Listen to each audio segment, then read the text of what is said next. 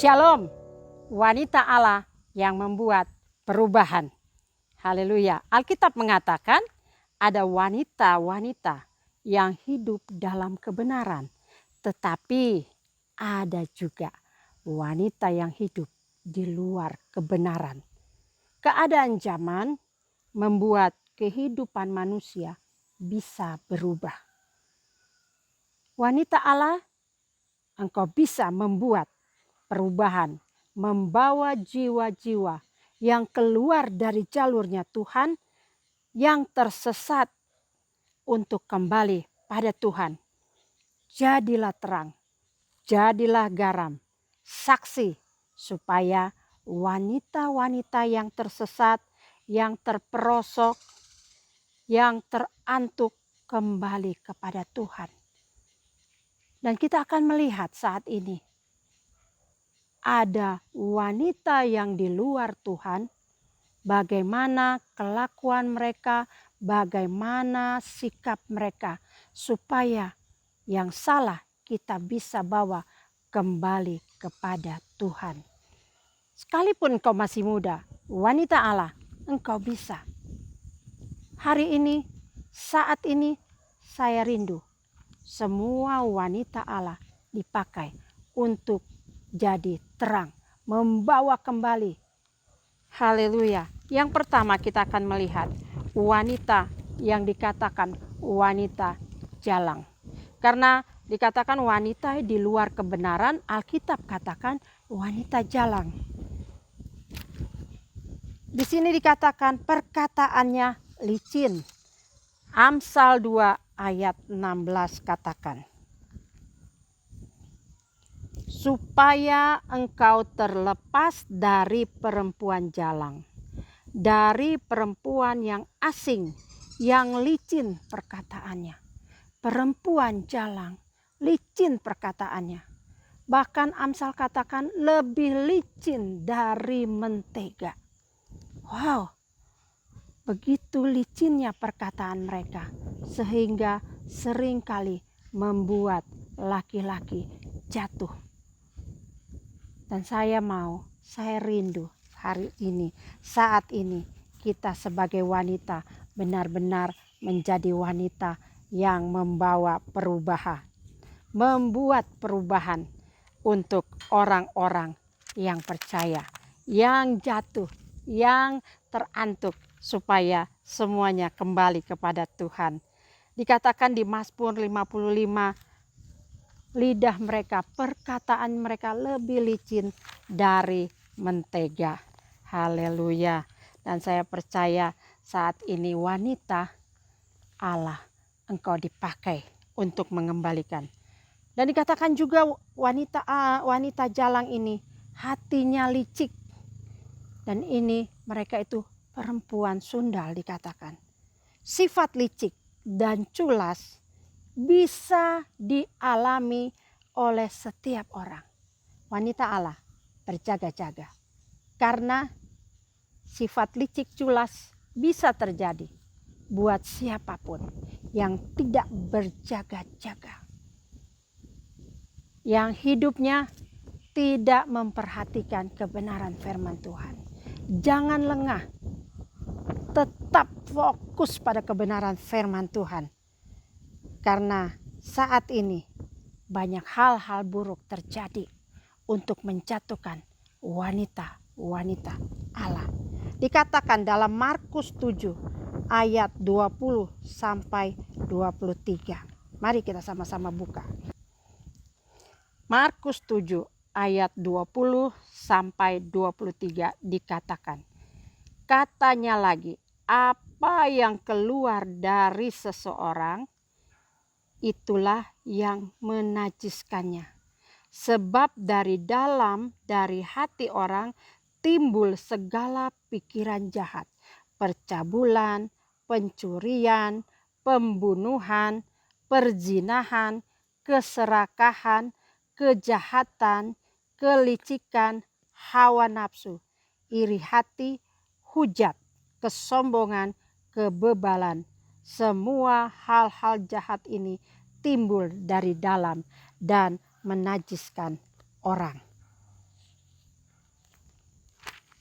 Selain perkataan yang licin, sikap hati ini harus diperhatikan. Karena dari dalam keluar hal-hal yang menajiskan. Bukan dari luar, tapi dari dalam kita itu keluar hal-hal yang buruk. Apa yang kita pikirkan, mari sesuai dengan kebenaran firman Tuhan. Selanjutnya wanita jalang itu dia cerewet. Dia tidak bisa tenang tinggal di dalam rumah. Dia pinginnya keluar. Dia perkataannya tidak bisa dikontrol. Dan kita lihat Amsal 7 ayat 11 sampai 14. Amsal 7 ayat 11 sampai 14. Di sini dikatakan, cerewet dan lihat perempuan ini, kakinya tak dapat tenang di rumah. Sebentar ia di jalan dan sebentar di lapangan. Dekat setiap tikungan ia menghadang. Lalu dipegangnya orang teruna itu dan diciumnya. Dengan muka tanpa malu berkata ia kepadanya, aku harus mempersembahkan korban keselamatan. Pada hari ini telah kubayar nasarku. Haleluya. Wanita cerewet harus kita jauhi. Jangan lakukan seperti ini. Ini contoh wanita jalang. Dari mulutnya perkataannya licin, hatinya tidak baik, bahkan dia cerewet, dia suka mengganggu para teruna di persimpangan jalan, di pinggir jalan, dia mengganggu. Dan Amsal 13 ayat 13 katakan, Amsal 13 ayat 13 katakan, siapa meremehkan firman, ia akan menanggung akibatnya. Tetapi siapa taat kepada perintah akan menerima balasan. Haleluya. Jadi bila kita meremehkan firman, kita main-main dengan firman, ada balasan. Jadi wanita jalang perlu kita kasihani. Dan wanita Allah, engkau sanggup membuat perubahan buat wanita-wanita ini. Karena apa? Engkau dipakai oleh Tuhan. Haleluya. Dan wanita cerewet identik dengan orang-orang yang suka bergosip. Jangankan kita bergosip, kita mendengarkan gosip saja, kita sama seperti mereka. Kita mengiyakan perkataan gosip mereka. Ada 7 perkara yang dibenci Tuhan. Buka Amsal 6 ayat 17 sampai 19. Di sini dikatakan, ayat 17 sampai 19 dikatakan. Mulai dari ayat 16. 6 perkara ini yang dibenci Tuhan. Bahkan 7 perkara yang menjadi kekejian bagi hatinya. Hatinya Tuhan di sini dimaksud. Yang pertama, mata sombong, lidah dusta, tangan yang menumpahkan darah orang yang tidak bersalah, hati yang membuat rencana-rencana jahat, kaki yang segera lari menuju kejahatan, seorang saksi dusta yang menyembur-nyemburkan kebohongan dan yang menimbulkan pertengkaran saudara. Kita lihat dari 7 kekejian bagi hatinya Tuhan. Yang pertama adalah mata sombong. Dimulai dari mata, orang bisa sombong. Dia melihat orang lain. Dan dia bilang, saya jauh lebih cantik. Saya lebih kaya. Saya lebih. Wah, Tuhan tidak suka kalau wanita Allah sombong. Dan ini terjadi pada wanita jalang. Wanita yang tidak disukai Allah. Karena itu hindari mata sombong. Yang kedua dikatakan lidah dusta. Dari lidah ini kecil, tapi dia bisa mengendalikan kehidupan kita. Bisa jadi sebuah kebaikan, tetapi bisa jadi sebuah kejahatan. Lidah yang berdusta itu sebuah kejahatan. Karena akan menjadi kacau. Apa yang dia keluarkan dari lidah yang kecil ini, keluar hal-hal yang jahat. Dan Tuhan tidak suka akan lidah yang dusta. Yang ketiga, tangan yang menumpahkan darah orang yang tidak bersalah. Tangan yang Tuhan berikan untuk setiap kita lakukan untuk sebuah kejahatan. Hindari kekejian ini. Ini tidak disukai oleh Tuhan. Yang keempat dikatakan hati yang membuat rencana-rencana yang jahat.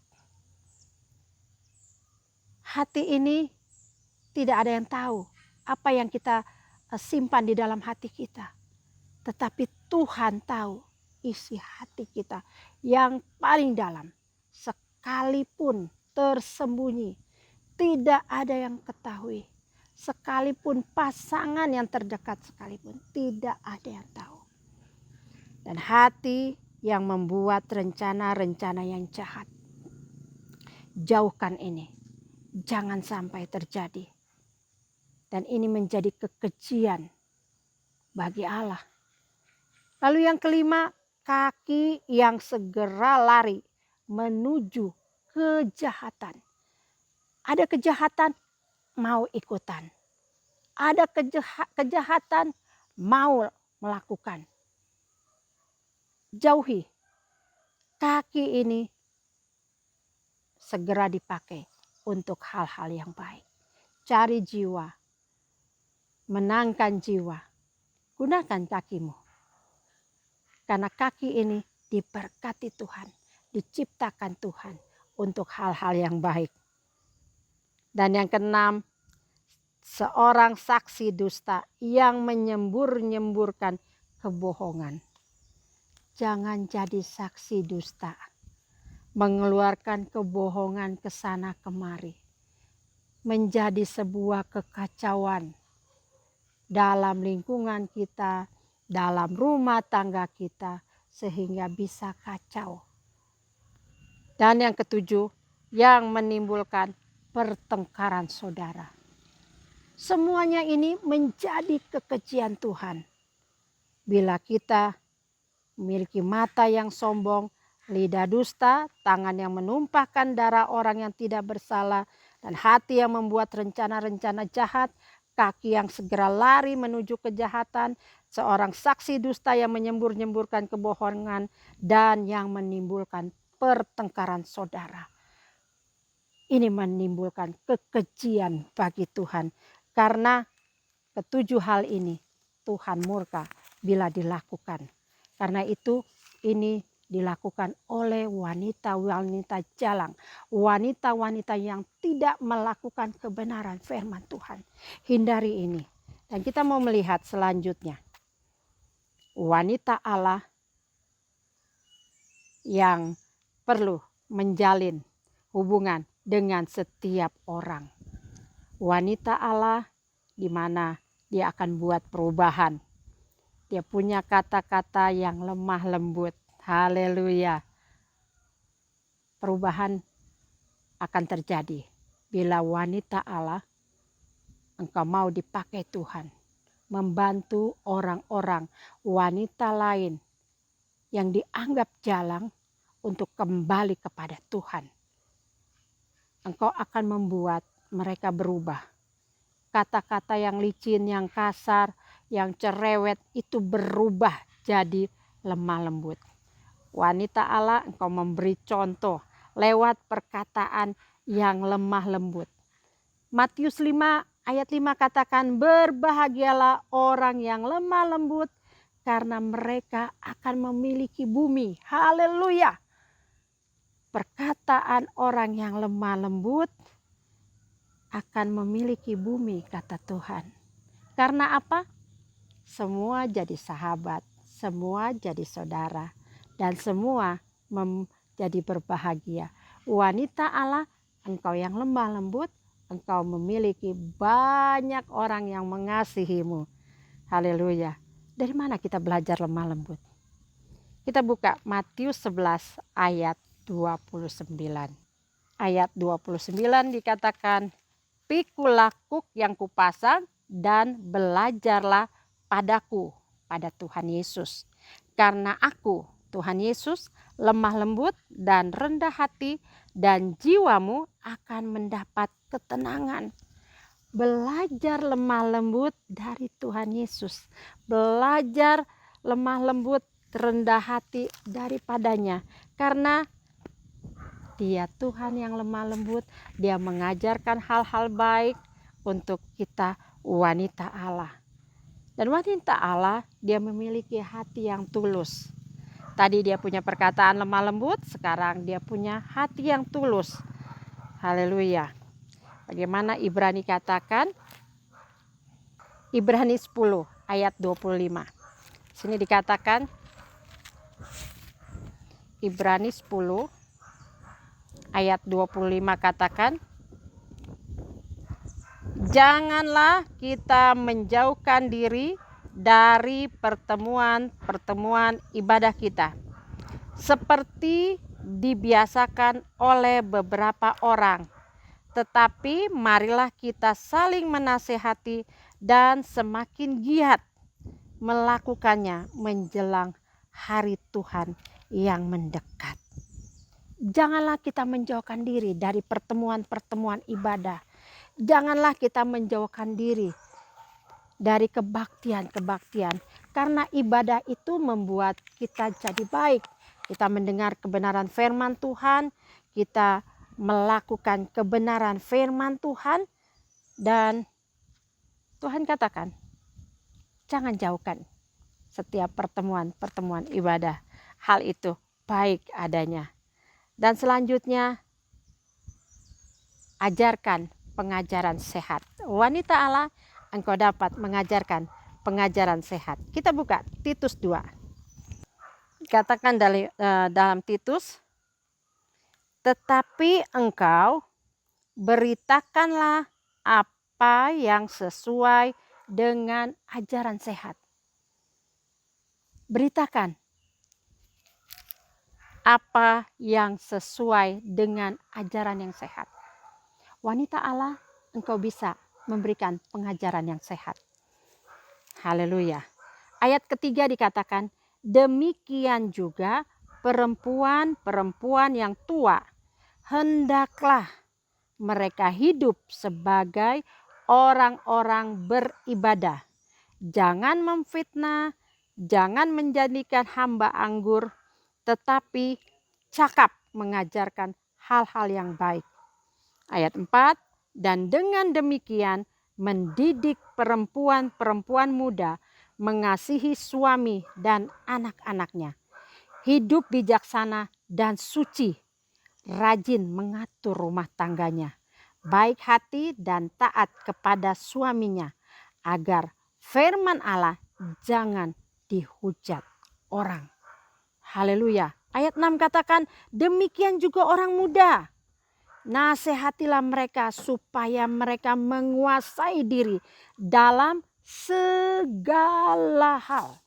Penguasaan diri dalam segala hal. Ayat 7 katakan, "Dan jadikanlah dirimu sendiri suatu teladan dalam berbuat baik. Hendaklah engkau jujur dan bersungguh-sungguh dalam pengajaranmu, sehat dan tidak bercela dalam pemberitaanmu, sehingga lawanmu menjadi malu." Haleluya. Karena tidak ada hal-hal buruk yang dapat mereka sebarkan tentang kita. Hamba-hamba hendaklah taat kepada tuannya dalam segala hal, dan berkenan kepada mereka, jangan membantah, jangan curang, hendaklah selalu tulus dan setia, supaya dengan demikian mereka dalam segala hal memuliakan ajaran Allah Juru Selamat kita. Jadi wanita Allah, beritakanlah apa yang sesuai dengan ajaran sehat. Engkau dipakai Tuhan dengan luar biasa. Engkau harus memberikan pengajaran yang sehat. Haleluya. Karena pengajaran yang sehat berkenan di hadapan Tuhan. Haleluya. Engkau terang, engkau garam. Engkau bisa merubah orang-orang yang tidak berkenan di hadapan Tuhan, yang keluar dari jalurnya Tuhan. Kau lakukan sebuah perubahan yang dahsyat. Haleluya. Terakhir kita melihat Matius 5 ayat 13 sampai 16. Matius 5 ayat 13 sampai 16. Dikatakan di sini, kamu adalah garam dunia. Jika garam itu menjadi tawar, dengan apakah ia diasinkan? Tidak ada lagi gunanya selain dibuang dan diinjak orang. Kamu adalah terang dunia. Kota yang terletak di atas gunung tidak mungkin tersembunyi. Lagi pula orang tidak menyalakan pelita lalu meletakkannya di bawah gantang, melainkan di atas kaki dian, sehingga menerangi semua orang di dalam rumah itu. Demikianlah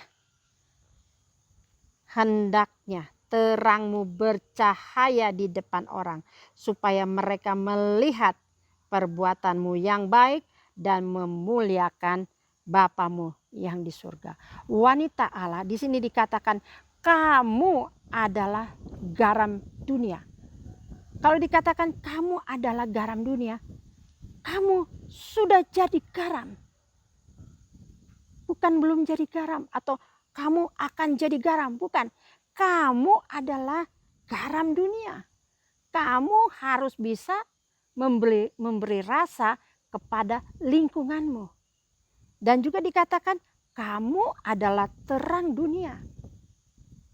Kamu sudah jadi terang dalam dunia ini. Karena itu siap dipakai oleh Tuhan. Wanita Allah, engkau akan bikin perubahan. Karena engkau adalah garam dunia, engkau adalah terang dunia. Dan engkau sudah dipakai saat ini. Hanya engkau harus sadar. Engkau adalah garam dunia dan engkau adalah terang dunia. Amin. Mari kita berdoa. Saat ini saya berdoa di dalam nama Tuhan Yesus. Untuk setiap wanita-wanita Allah. Biarlah wanita Allah membuat perubahan untuk orang-orang di sekelilingnya. Saat kami mungkin saat ini melihat wanita-wanita jalang yang dianggap jalang. Mari Bapa, pakai kami wanita Allah untuk jadi terang-Mu. Karena kami ini terang dunia Tuhan. Kami ini garam dunia. Pakai kami Tuhan. Mungkin wanita Allah saat ini tidak sadar. Tetapi saat ini setelah kami mendengar kebenaran firman Tuhan. Bahwa wanita Allah adalah garam dunia. Adalah terang dunia. Kami siap dipakai oleh Tuhan. Pakai kami untuk membuat sebuah perubahan. Dalam nama Tuhan Yesus saya berdoa. Amin. Tuhan Yesus memberkati.